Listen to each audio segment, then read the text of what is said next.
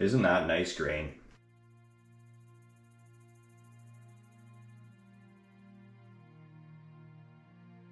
And there it is, beautiful live edge desktop. Old growth Douglas fir,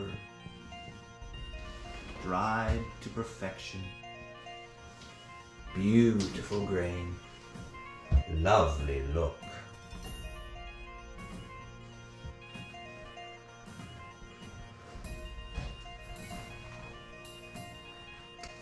Fir newel posts for support. Beautiful. Pretty nice, eh? Hi everyone, welcome to Jensen DIY.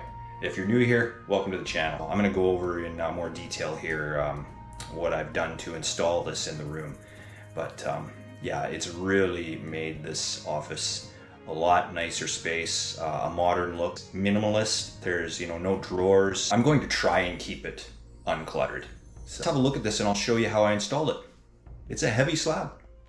And I put a 2x2 up here and screwed it on into the studs and then drove some screws up into the bottom of the slab. And the 4x4 posts at each end just for support, which is definitely needed here because of the weight of this slab. Finished with a nice Danish oil. This is a 4-inch thick slab. Now we chose to run the live edge inwards towards the wall versus outwards, just because we like the way it looks. This is a 10x8 office, so it's not huge.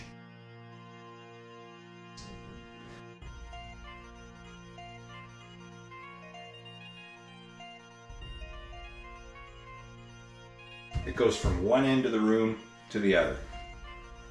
Now I left a 2-inch gap at each end.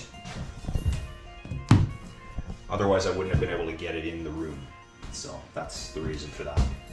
It's only about 14 inches from the wall out to the edge. A little more where the knots come out. So really works well for a small space.